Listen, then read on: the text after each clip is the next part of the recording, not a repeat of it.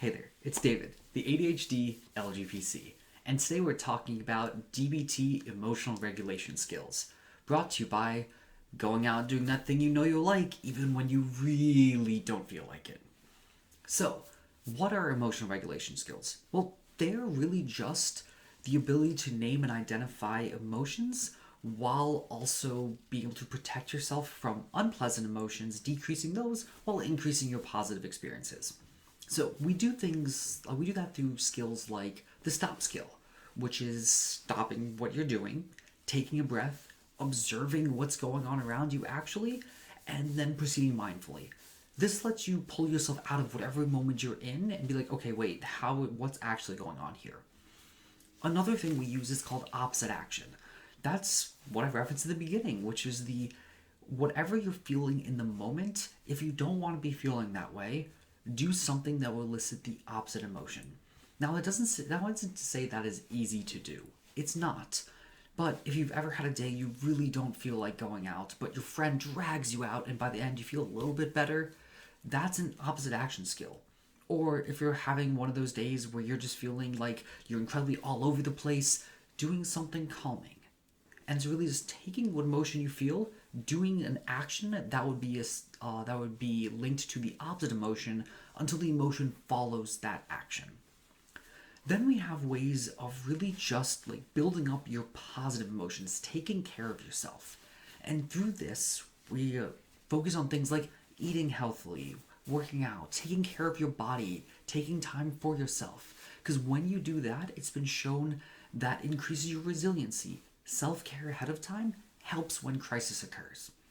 We also have things like building mastery, and that is, it feels good to be good at things.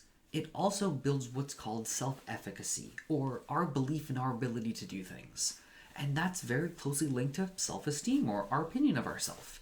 And so picking a skill and practicing it can actually really help build self-efficacy. You start becoming an expert in something. Let's say you take up a crafting skill, you take up sewing, you take up golf, you take up any skill that comes to mind. Or video games, and you play that same boss over and over again until you can do it blindfolded. Like, by building mastery, you build self-efficacy and your belief in being able to do things, which feels good. Then we also have things like coping ahead. That is when you know a situation is going to occur that is stressful, that is going to bother you. You plan ahead for it. You're like, okay, I have to go to a meeting tonight and I have to go deal with all sorts of people. They will be asking me questions. It's going to be distressing.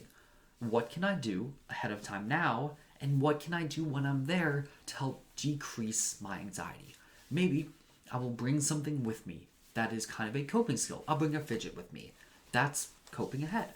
Or maybe it's it's going to be stressful later, so you sleep well the night before. You take care of yourself. Be prepared. You take that nice long shower, you get changed into an outfit you feel really good about yourself in. That way, when you go into the situation, you're feeling better. And lastly, we have positive self-talk. And I cannot emphasize the importance of this enough. So positive self-talk, or really just talking yourself up, being your own hype man, being able to say like, okay, I'm going to do well later. And although you always see the cliche of someone looking in a mirror saying, yeah, you're beautiful, you'll do this, you got this, there's actually a lot of truth to this.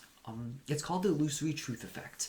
And what that is just the idea the more we hear something, the more we believe it to be true. Even if it's something we go into not fully believing or on board with, as long as we are not staunchly against something, the more we hear it, the more believable it becomes.